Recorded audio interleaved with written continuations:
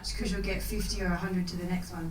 So I think you've already got a really great starting platform. So thanks so much for coming and supporting Link tonight.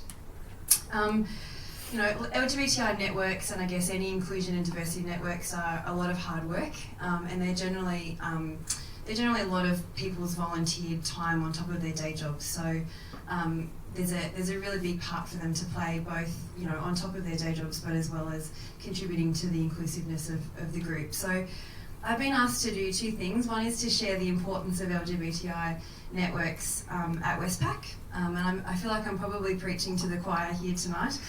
So I won't spend too much time on the importance of it, because I'm pretty sure both the allies and the LGBTI people in the room know why it is important and how it actually plays out in real life. And the second thing is, I guess, to share the growth of Global. And we were Network of the Year last year in the AWI Awards.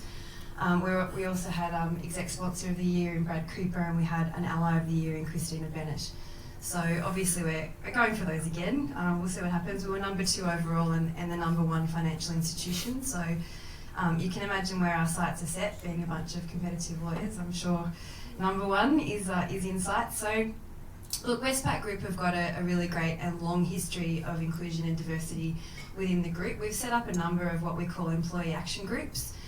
One of those is Global. We've got another one which is Women of Westpac. We've got one for disability, one for our Indigenous brothers and sisters, and there's another couple as well.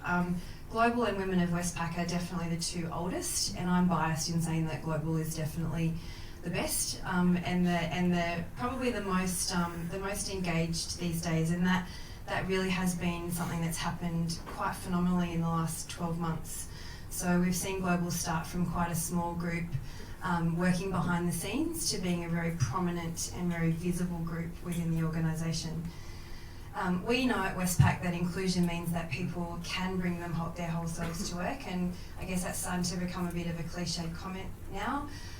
But for me, that actually means that we've got people who are happy and people who are comfortable to actually share in work-life conversations. One of the things that I generally tend to do with some of our more senior leadership teams when we run inclusive language training is we get them to talk to the person next to them about their weekend and their weekend that has involved another person. But the trick that we get them to do is we get them to not use pronouns. So they can't have a conversation that involves the word husband, girlfriend, he, she, and that every Monday morning when they come to work are actually covering part of who they are.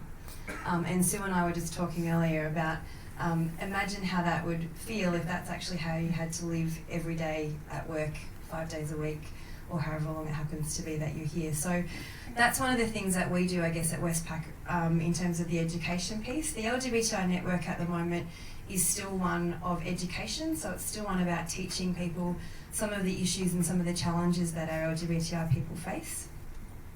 What we tend to find is that we have what we call a highly active LGBTI group that are really passionate, and they're very much up here, and they're a minority. We've also got obviously a minority of people who are not active, and for want of a better word we would call them haters, but we tend to just not worry too much about them.